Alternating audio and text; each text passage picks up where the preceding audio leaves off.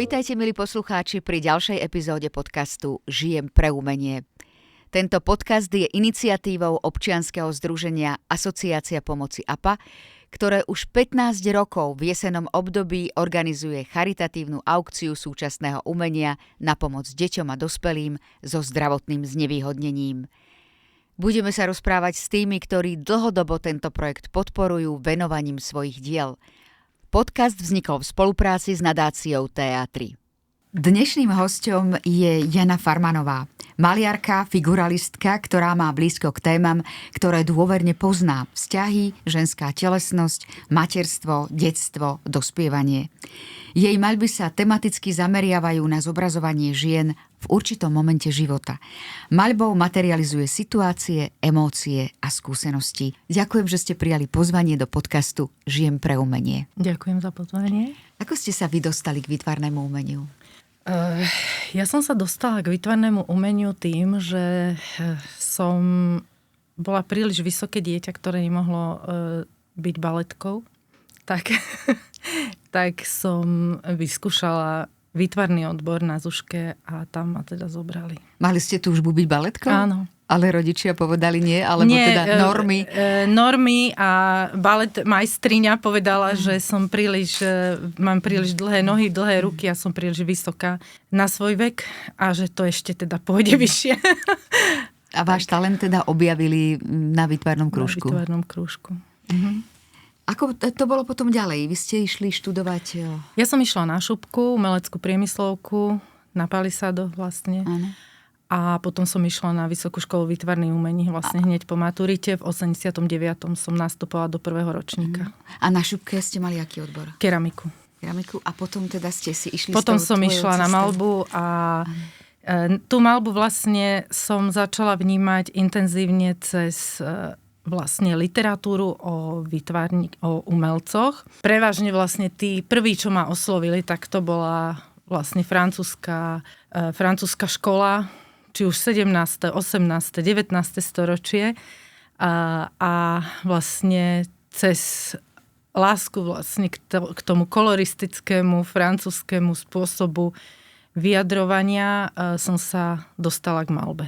Bolo to teda tak cez knihy, že tam ste si to všetko pozerali, alebo už ste potom aj trošku cestovali do sveta? Bolo to najskôr samozrejme cez knihy, pretože teraz hovoríme o rokoch pred 89. Ja hovorím asi o období, keď som mala tak 14-15 rokov a vlastne, jak sa dalo už potom ísť do sveta, tak som išla prvé do Paríža. Vy ste to ale počas toho vysokoškolského štúdia nemali vraj teda jednoduché, pretože vtedy sa uprednostňovali a sledovali a bol záujem o úplne nové výtvarné formy a predsa len toto, povedzme, že klasické maľovanie a ešte figurálna maľba ako nebola taká v popredí. Určite áno, toto je stále, ja dúfam, že mám túto traumu už vyriešenú. A mali ste traumu? No tak je to trauma, pretože študujete na umeleckej škole, vlastne ja som bola v ateliéri profesora Bergera a vlastne ten ateliér bol v tom období, v tých 90. rokoch považovaný za maximálne spiatočnícky, hej, že vtedy... Ako dávali vám to cítiť? Áno, dávali nám to cítiť. Kritika alebo nezáujem. To, že napríklad absolventov tohto ateliéru nezaraďovali do nejakých výstav. Ste nemali takú podporu? Vôbec nebola vlastne tá podpora. Čiže áno, to na jednej strane to mohlo vytvoriť vlastne takú, ako keby tu vravím o tej traume, a na druhej strane to vytvorilo takú istú odolnosť. A presvedčenie, že toto je moja cesta a vlastne možno tam bol aj taký ten rozmer toho, čo som v podstate čítala niekedy o tých umelcoch, že taký tiež počas života neboli nejak nemali ten uznávaný, nemali ten úplný úspech, hej, keď hovorím o tých impresionistoch, ktorí boli pre mňa taký tí prvotným impulzom. Čiže bolo tam to, že to vlastne vychovalo takú odolnosť. Išli ste si svojou cestou aj napriek tomu. Hej. Mali ste literárne vzory. Mala som vzory maliarské, ale samozrejme aj veľa literárnych, ale vlastne áno, cez tie knižky som sa vlastne dostávala v tých rokoch, kedy sa nedalo cestovať von ani... Hej, ako teraz si to generácie vôbec nevedia predstaviť, hej? Že ten kontakt bol naozaj majú s tým umením teraz. cez iba knižky. Ako ste si vybrali túto ženskú tému? Prečo ste sa zamerali vlastne na ženu a jej svet? To nebola nejaká racionálna voľba. Vzniklo to vlastne veľmi... vzniklo to tak emotívne. A vzniklo to, priniesol to život. Proste ja som mala hneď po skončení školy jednu dcéru, potom neskôr v zápätí za 4 roky druhú dcéru. A vlastne pre mňa bol ten pôrod a to materstvo taký transformatívny zážitok. A mala som jednoducho pocit, že nemôžem malovať niečo, čo sa ma nedotýka naozaj aj telesne, aj bytostne, aj proste úplne do hĺbky mňa. A vlastne toto sa ma dotýkalo. Ale musím teda podotknúť, že neboli to tie témy, neboli to úplne témy zobrazovania detí, keď boli malé. To nie. Skôr vlastne v tej malbe som unikala od toho zobrazovania, ako keby tú prítomnosť, ktorú som zobrazovala, to bola tá moja ženská identita. To, že som bola síce matka, nadšená matka, ja som sa volala, že taká indiánska matka. A to teraz je také ako... Je to ten spôsob materstva, ktorý... Mám 30-ročnú dceru, pred tými 30 rokmi to nebolo úplne také ako, že to dieťa je všade s vami a je stále na vás a tak ďalej. Ja môžem hovoriť, že ja mám tiež dceru, ktorá má vyše 30 rokov a tiež sme tam riešili najmä to, že ako zosúladiť prácu s materstvom. No a ja som mala teda to šťastie, že som mala takú podporu od manžela, hoci začínajúceho architekta, ale podporu proste v tom, že som popri deťoch a malovaní nemusela riešiť inú prácu. Že to malovanie bolo proste, vždy som to vydávala za niečo, že to som ja a musím to robiť a k tomu mám 2 deti, takže to bohate stačí. Ja som si napozerala vaše obrázky a musím vám povedať, že sú krásne. Krásne, ženské. Sú to obrázky plné emócií a tamto ženské telo, tá jej figúra vôbec nepôsobí na mňa telesne. Vnímam to skôr cez tú emóciu. Ako to vlastne vzniká? Máte najskôr tú emóciu a to namaľujete? Alebo vidíte nejakú ženu, že chcela by som namaľovať, nechcem to zjednodušovať, ale možno nejakú blondínu alebo tmavú, alebo proste niečo a potom tam vopcháte tú emóciu? Tak to rozanalizovať to nedokážem celkom. Skôr je to, určite je to o emócii alebo emóciách, ktoré mnou ako človekom hýbu alebo čo ma zaujíma v tom období. A to telo, alebo teda to znázornenie, čo tá malba, alebo malba samotná je telo nejaké, hej, že to je v podstate telo z farby, z kompozície, z tvarov, vlastne ako keby od nuly niečo nánovo tvorím, ale musím tam, ja teda vnímam to cez seba, že ja tam musím dať niečo, čím poviem o sebe, kde teraz som, čo robím, ako sa mám, nad čím premýšľam, čo mnou hýbe, ale zároveň musí tam zostať tajomstvo. Zároveň nie som ten človek, čo úplne všetko chce odhalovať práve, alebo všetko chce dopovedať. Musí to byť také, že nejaké naznačenie. Čiže sú to vlastne aj, je to taký pohyb v teréne symbolov. Tie inšpirácie, u mňa som veľmi vizuálny človek, takže tie inšpirácie častokrát sú len nejaký moment svetelný, alebo moment farebný, alebo nejaký odraz. A všetky tieto veci, ktoré súvisia vlastne s hmotou aj telesnosťou, u mňa automaticky referujú k nejakej symbolike, k nejakému prežívaniu emocionálnu a tak. Dávate tam aj nejaké také posolstvo? Chcete to tam nejako vložiť? Nejaký odkaz do toho diela? No, určite áno. Určite áno. Skôr to jednotlivé, tie jednotlivé obrazy vnímam v tom rade tých ďalších aj tých predošlých. Vy to robíte ako taký seriál, ako taký cyklus? Ja to robím ako taký seriál, dá sa povedať, alebo ako Jednu tému rozpracujete do mnohých a mnohých Áno, obrazov. pretože tam ako maliarsky tam vidím rôzne možnosti kompozícií, rôzne možnosti ako keby takého zazumovania a otvárania tých kompozičných rôznych výrazov. A to sa nedá do jedného dať. Áno, a to sa nedá dať do jedného, pretože v istom zmysle mám aj taký zmysel pre nejaký minimalizmus, aj teda to nedopovedanie, takú otvorenosť. A tým pádom už mi to evokuje to ďalšie plátno, ktoré to nejakým spôsobom dopovie, alebo sa ten príbeh prenesie na to druhé plátno, alebo čas príbehu, alebo tak, hej. Áno, ale tie obrazy v tom, ako keby v tej sérii, ktorá rozvíja jednu tému, sú schopné samostatného života. No nie to je to dúfam. také, že potrebujeme k tomu ešte vidieť aj tie ďalšie obrázky. Áno, určite. Že som rada, keď same za seba fungujú, ale keď aj fungujú v súvislostiach. Lebo taký mám proste pocit aj z ľudí, aj zo života, aj zo seba, že som aj za seba, ale fungujem aj v nejakých súvislostiach. Takže tie obrazy by to mali odrážať vlastne toto. Ja som šťastná, že som vás stretla takto naživo, lebo taký ten dominantný pocit, ktorý mám z vašich obrazov je, že toto je také pôvabné. A teraz ako vás vidím, tak aj by som vám priradila tie obrazy, pretože ste nesmierne pôvabná žena a ja vás tam teda cítim v tých obrazoch. Ďakujem. Aj vo výbere tých farieb. Ako to teda prebieha s tými farbami?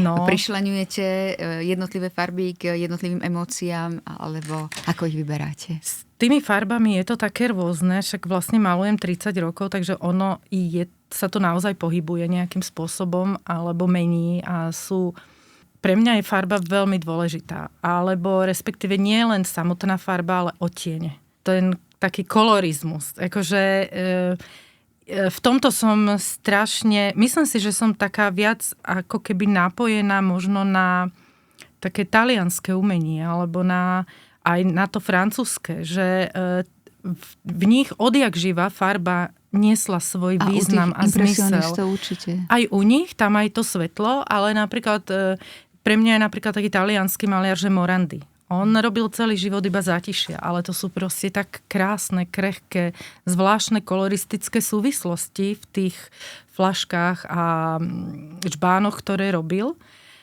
že vlastne to úplne stačí. Tam je presne poňatý ten minimalizmus, ale zároveň aj takéto zvláštne opakovanie, ktoré aj pre mňa je dôležité. Vlastne to opakovanie, deje sa mi to v tých motívoch vlastne aj, že ob roky sa vraciam k niečomu, čo som robila dávnejšie. Teraz napríklad veľmi dávno som robila taký cyklus, alebo v podstate z toho bol jeden veľmi výrazný obraz, Ester sama sebe anielom, ktorý je o tom, že my sa musíme v prvom rade o seba starať a byť k sebe dobrý. A teraz naozaj to som robila pred 20 rokmi. A teraz sa k tomu vraciam úplne nejak podvedome, možno v úplne iné životné okolnosti ma k tomuto doviedli, ktoré súvisia so mnou teraz. A malujem veci, ktoré nesú presne túto ideu, že buď sama sebe anielom. U vás pri vašich dielách je dôležitý aj ten názov diela. Do istej miery áno, a niektoré viem presne, ako sa budú, a niekedy absolútne tápem a dokonca sa radím aj s kurátormi, ktorí spolupracujú na výstave, že ako by sa teda toto mohlo volať. Ale je to dôležité, že ako sa ten obraz pomenuje. Je to dôležité, ale niekedy ako keby ten prvý viem, a keď sú v tom cykle viaceré, tak už poviem, že to je, že podľa toho názvu prvého je celý ten cyklus. Pretože tam sa stále vlastne ako keby rozvíja ten A je ten prvý najväčší a tie ostatné sú menšie? Alebo ako to je? Ako to je s veľkosťou? Či vás to ovplyvňuje? Niekedy vidím obrázky, ktoré sú krásne a sú malé a si hovorím, že ešte by boli krajšie, keby boli väčšie, keby to bolo veľké, krásne plátno. Mám aj 4-metrové, aj 6-metrové obrazy, ale mám aj také 30x30, alebo taký ten klasický rozmer 100x140. Mám jeden formát, ktorý vlastne som si uvedomila, že milujem a používam naprieč rokmi, a to je taký vysoký, úzky formát 200x70 alebo 200x80. Proste strohý formát figúry. Áno. Že sa tam tá figúra zmestí. Áno, zmestí sa tam. A zároveň je to praktické, ešte sa to zmestí aj je to také úzke. Do 2,20 výšky, 2,40 áno, a začala som ich aj spájať, ako keby do takých 6 alebo 4 takých kvázi také paravanové zoskupenia, akoby z tohto formátu. Takže u mňa sú tie formáty veľmi také pohyblivé. Nemám úplne, že by som... Koľko ste v priebehu teda svojho tvorivého obdobia vytvorili takýchto cyklov? Nemám to veru A také tie zrátané. významné, keby ste nám mohli teda priblížiť nejaké významné cykly, možno aj teda ich tému. Jeden z takých prvých bol, na boso, potom ženské hračky. To sú ešte naozaj z takého obdobia, kedy som si takú ženskú identitu mladej matky riešila. Áno. A potom sú tam také cykly pri Dunaji, veľa obrazov u mňa súvisia s vodou alebo so živlami, hlavne s vodou. Pri Dunaji alebo pri mori je to vlastne, presne tá voda je taký ten očisťujúci element, ale zároveň je to proste niečo, čo máme v sebe. My sme vlastne tá voda, že je to aj vonku, aj vo vnútri, hej, že takýmto spôsobom vnímam. Potom soundtrack bola taká téma, ktorá súvisela naozaj aj s jedným filmom, kedy som sa vlastne vďaka tomu filmu alebo seriálu približovala svojej pubertálnej dcére a sme mali taký ako živý kontakt a ten cyklus som nazvala soundtrack. Chopňujú už váš život, tie cykly. Áno, tie cykly sú môj život, tak sa to tak ako vyvíja. V poslednom období skôr už to nie je až také cyklované, alebo respektíve nie sú... trošku sa to mení, lebo ako človek vlastne aj dlhšie tvorí, má nejaký vek, má nejakú inú skúsenosť, aj tá tvorba sa troška spomaluje, alebo to premýšľanie o tom sa spomaluje, ale zase možno prehlbuje. Do istej miery je tam aj nejaká, ako keby už hrá tam rolu aj ten čas v rámci aj tej tvorby, ale aj ten čas v nás, aj ten vonkajší, hej, takže sa to troška mení, že nie sú to už úplne také jasné cykly, že tam bol taký cyklus, že Ofélia, ktorý vlastne nesúvisel ani tak s tou Oféliou, ktorá mala nešťastnú lásku, ale ten podnet na Ofélie bolo také levitujúce telo vo vode, niekde v Grécku. Vždy také prozaické veci sú za tým. Ste Grécko a roztiahli ste ruky a zasvietili vám oči. Máte radi Grécko? Hej.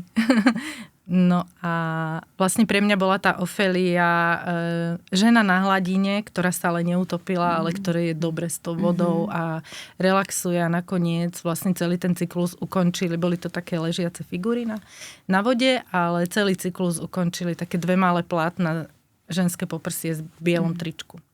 Takže vyšla z vody a obliekla sa, hej, že nekoná sa žiadna samovražda.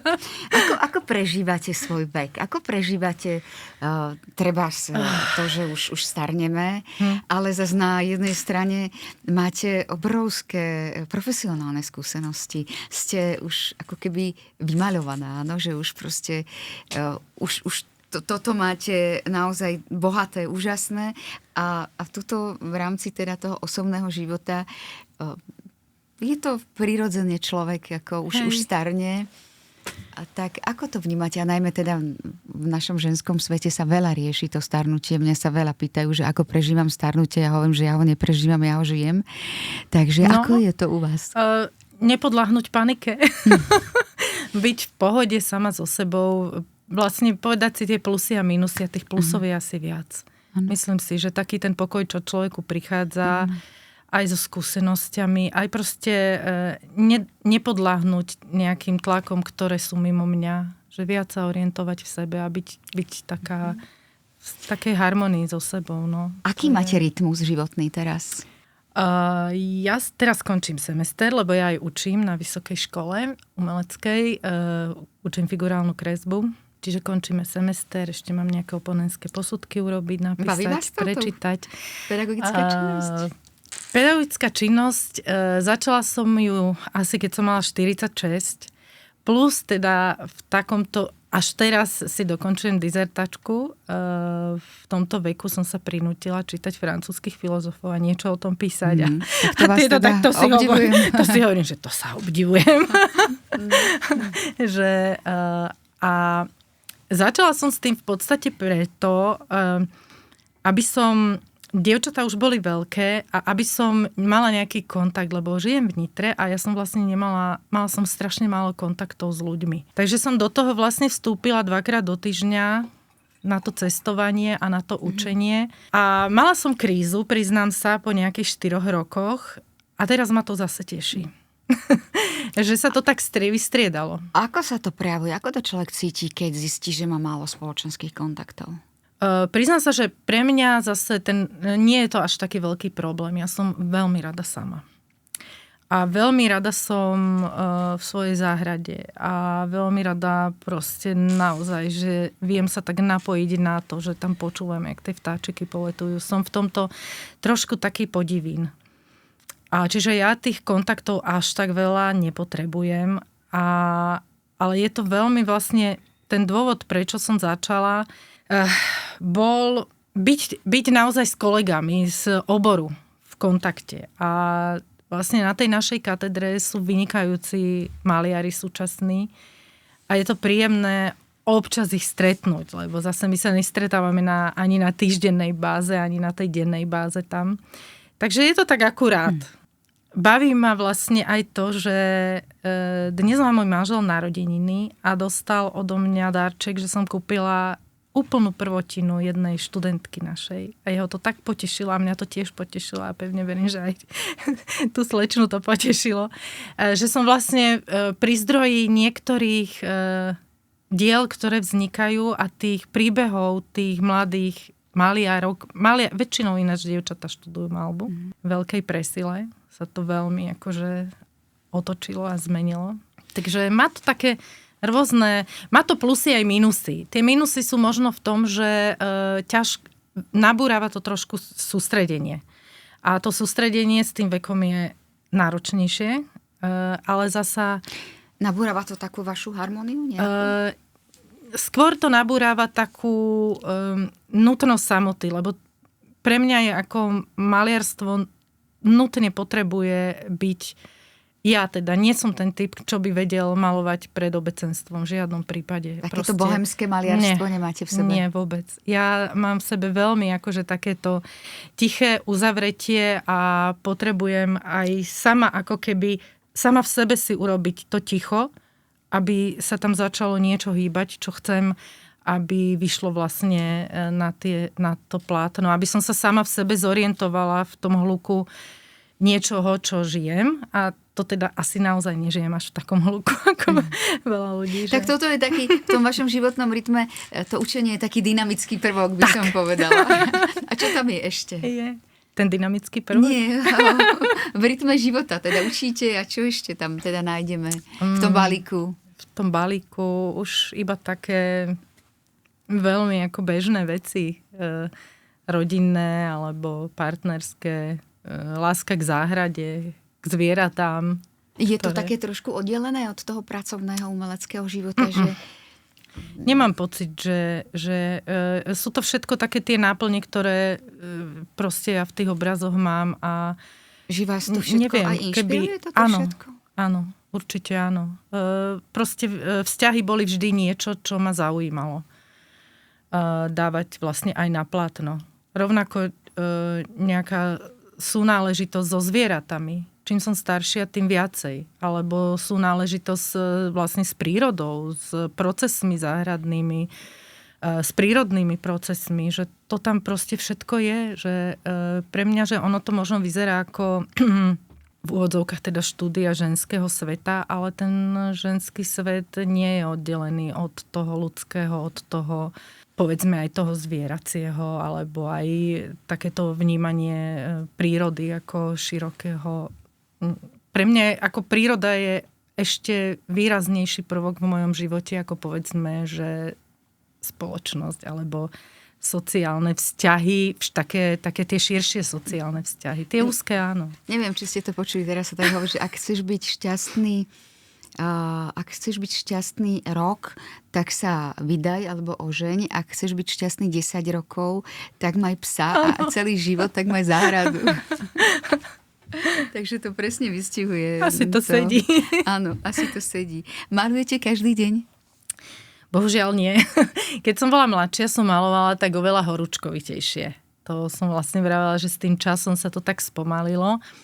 Ale už teraz, keď malujem, tak že keď to príde, tak som veľmi koncentrovaná. No ono to je také, že príde to, znie to tak ako magicky, ale ono to až tak magické možno nie je, že proste musím ísť do toho ateliéru a začať. A máte aj nejaké objednávky, že ste pod takým pracovným tlakom? Som rada objednávkam, keď sú. Bolo pár takých akože nejaké ilustrovania alebo reakcie na poéziu napríklad. Ja mám veľmi rada deadliny, pretože ich mám strašne málo. A vždy som bola vlastne sama sebe tým, kto si musí dávať nejaké časové limity alebo deadline. Že tam tá sebadisciplína, keď tá sebadisciplína musí byť, no. Je skôr vnútorná. Keď sa niekedy dostanete do takého vakua nejakého, že teda to nejde, tak viete to tak svičnúť a robiť trebárs niečo iné? Áno. A rada. A som si povedala, že nebudem sa tlačiť do niečoho, čo mi práve nejde, lebo proste život plynie aj okolo toho všetkého a nežije sa iba pre umenie. A vlastne rada robím aj iné veci, keď ti proste nejde mi ako keby tá činnosť, lebo nie som ten človek, čo proste nejak neuroticky musí pracovať stále. Proste to tak nemám. A viete aj oddychovať? Viete asi. No jasné. A rada oddychujete. A rada. Len tak. No niektorí ľudia sa to musia učiť. Hej. Takže pokiaľ to takéto máte, tak to je veľmi dobré. A na čom pracujete teraz? Ja robím na viacerých veciach. Robím teraz na takom cykle Vrkočaj ako korene, ktorý vlastne vychádza aj ten podnet súvisí aj s teóriou tej dizertačnej práce. A ten podnet je vlastne súvisí aj so starou japonskou tradíciou šintoistickou, kde oni majú naozaj veľkú úctu k predkom. A vlastne ja dávam ako keby do súvislosti aj v teórii a vlastne v tej malbe vytváram taký cyklus, ktorý má rôzne formy. Neviem sa upratať zatiaľ do nejakej úplne len jednej. Je to vlastne cyklus o takých tých dedičstvách, ktoré si nesieme od predkov. A u mňa je to vlastne ako keby pozorujem takú tú ženskú líniu, rodinnú ženskú líniu. Od mojej vlastne prababky, babky, mamy, ja a moje dcery. Takže hľadám také, čiže tam sú tie vonkajšie podnety a tie vnútorné podnety sú vlastne povedať to, že nie sme tu len my, že za nami sú nejaké súvislosti a pred nami sú nejakí predkovia, teda nejakí potomkovia, ktorí by tu mali žiť. Čiže dať nás do takej kontinuity a vnímať tú kontinuitu, že nie som sama pre seba iba ostrovom, ale že niečo ma predchádzalo a niečo po mne bude. A je tam nejaká inšpirácia tou japonskou kultúrou? Áno, je tam inšpirácia japonskou kultúrou, pretože hľadám aj rôzne súvislosti, ktoré mám napríklad aj kompozičné, alebo napríklad v istom období japonskej literatúry, v tom období Heian boli šlachtičné, ktoré písali psychologické romány a písali o ženskom srdci. A to sú napríklad také podnety, si beriem vlastne z tejto starej japonskej literatúre. Napríklad to srdce, ja som ho dávno používala, som mala vlastne taký cyklus o srdci. A teraz sa k tomu vraciam, že iba vlastne vynímam ako keby aj z tej svojej, z toho, čo ja som si urobila, aké zdroje maliarské. Aké symboly. Tie symboly, tak ich znovu používam a prepájam ich do týchto takých generačných súvislostí. A do takých asi možno aj osobných nejakých emócií. Áno, určite aj do osobných emócií, aj do toho proste dať tam tú premenu vlastnú tiež. aj fyzickú, aj mentálnu. Je to dosť aktuálna téma, pretože teraz sa to veľa rieši, takto tento náš ženský svet. To seba uvedomovanie si svojej vlastnej hodnoty konečne, pretože my sme to v mladosti nezažili. Hej. My sme boli vychovávané a žili sme inak a teraz tie mladé dievčatá vlastne si navzájom pomáhajú, podporujú sa a budujú si sebavedomie. To je výborné. A určite to teda vnímate, keďže máme dcéry, ktoré sú rovesničky a viac menej, teda ja som trošku staršia. A tiež sa tomu venujem a vnímam to výraznejšie vďaka teda mojej dcére. Hej, ale vlastne asi sme to aj my nejakým spôsobom otvorili trošičku túto tému pre tú ďalšiu generáciu, lebo sme to asi potrebovali dostať. Ja ako v detstve si nepamätám, že by ženy okolo mňa takto sa riešili, že oni... Presne to, a ja hovorím mojej dcére, keď sa ma pýtam, Emi, ja som to ani na vysokej škole, my sme nerozoberali to, čo prežívame. My sme proste sa učili, chodili sa zabaviť a vôbec sme nerozoberali také tie svoje vlastné nejaké vnútorné problémy, vnútorný svet. Asi nie, ale ja som to vlastne v tej malbe rozoberala. Len som to možno nepomenovávala. Neboli sociálne siete, kde by som s tým vychádzala. Hej? Už teraz som vo veku, že to nebudem zdieľať. Áno. Inak. Iba cez tú malbu. Ja to proste nepotrebujem zdieľať cez svoju osobu, ale len cez malbu. Ste verná tej klasickej maľbe, alebo skúšate aj iné techniky v rámci teda v tej figurálnej maľby? Celkom... neviem, ako pomenovať tie, že klasickej maľbe. Myslíte technicky, alebo áno, ako? Áno. No, ja robím rôznymi technikami, ale vlastne využívam v podstate sú to tradičné maliarské techniky. Akvarel, tuš, olejomalba, akryl už nie. To sa mi zdá také veľmi ploché. A také tie digitálne techniky všelijaké? Nie, to ma nebaví. Ja som čo najmenej chcem byť pri počítači. A nie, ale ako študujú sa tie digitálne techniky aj na vysokej škole, ale vidím, že napríklad aj zo stredných škôl prichádzajú ľudia, ktorí mali na strednej škole napríklad digitálnu maľbu alebo veľa robili s počítačmi a idú na maľbu alebo idú na grafiku a tešia sa na tie klasické grafické techniky, maliarské techniky, tešia sa, že robia niečo rukami, že niečo vytvárajú, že sú proste mimo ten online priestor. Aj keď jasné na telefóne v tých osobných vzťahoch sú, ale ako máme veľa uchádzačov vlastne o tieto klasické techniky. Sledujete ženské výtvarničky na Slovensku? Trošku. Áno, máte tam aj nejakú takú súputničku, ktorú treba obdivujete, ktorá vás inšpiruje? Na Slovensku? Alebo vo svete? Držím palce mnohým, to sa tak nedá povedať. Viete čo, asi ani nemám. Je to ťažké na Slovensku sa venovať výtvarnému umeniu? Tak Slovensko je špecifická krajina asi v tomto. Nezaradila sa príliš ani do tej vlny, ktorú napríklad chytilo Poľsko. Že oni majú veľa výtvarníčok, ktoré sa chytili na ten medzinárodný kontext.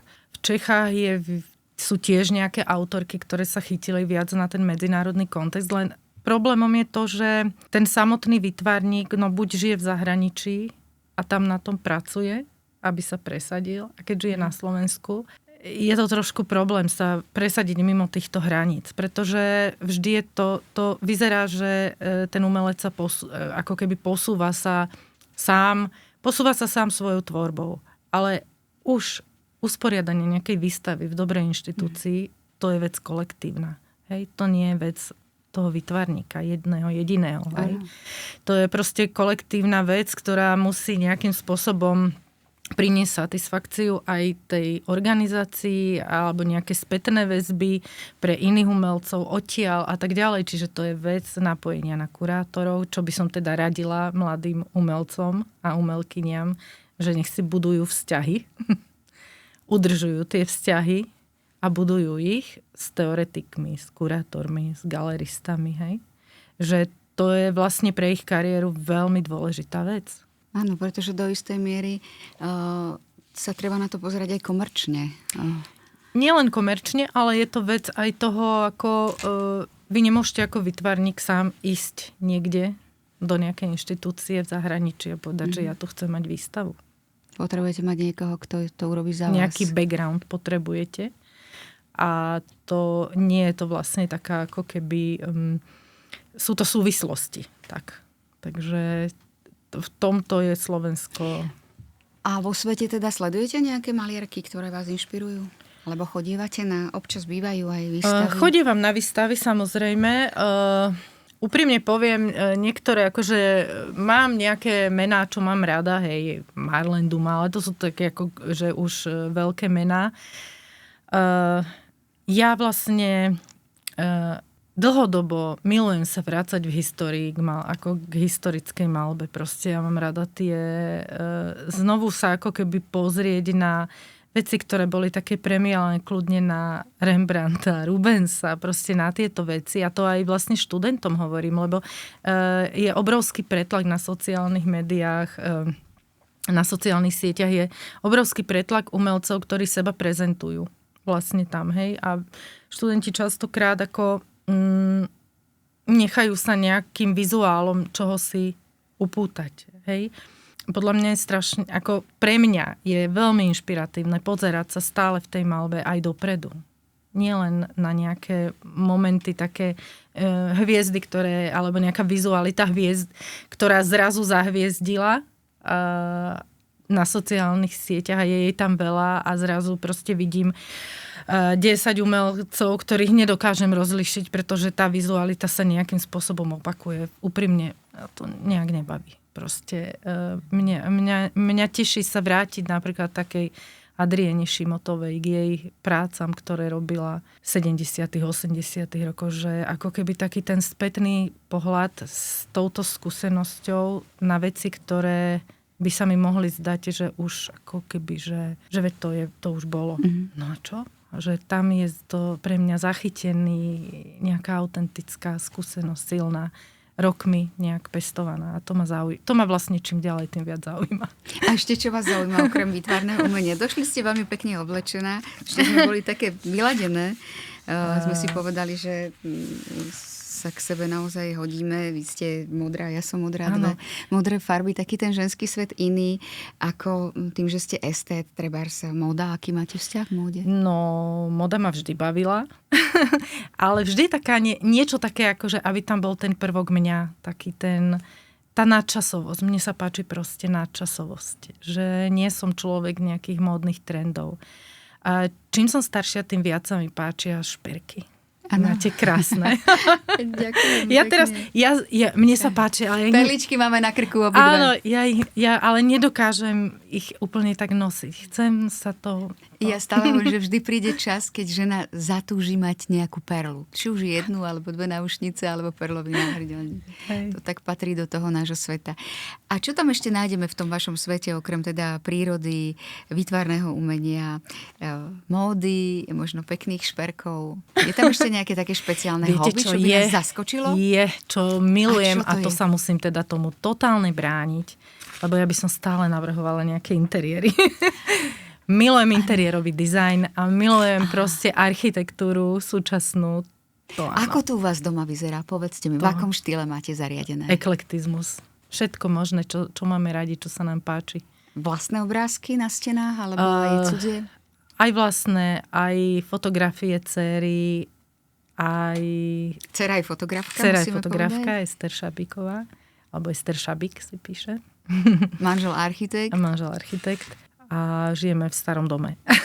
A ten musí byť teda úžasne eklekticky prerobený. Tak to by som si určite želala a verím, že sa to podarí. Ale verím, že sa podarí aj to, že opäť budeme mať v jesennej aukcii váš obrázok, ktorý budeme drážiť na pomoc ľuďom, ktorí to naozaj potrebujú, na pomoc tým, ktorí majú neuromotorické poruchy a ktorí to potrebujú na zdravotnícke pomôcky a terapie. Predpokladám, že nám dáte nejaký obrázok. Určite, veľmi rada, lebo beriem to tak, že ja sa vlastne živím niečím, čo milujem.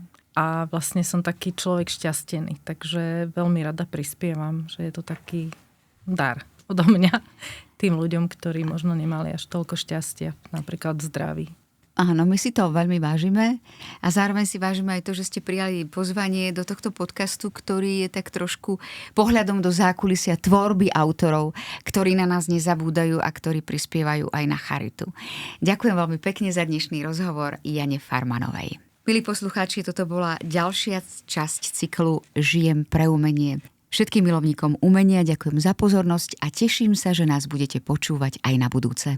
Tak toto bol podcast Žijem pre umenie. Milí poslucháči, ďakujeme vám za priazeň a nezabudnite nás počúvať aj v ďalších epizódach so zaujímavými výtvarníkmi. APA žije umením aj pre umenie už 15 rokov. Želáme vám krásny deň. Do počutia.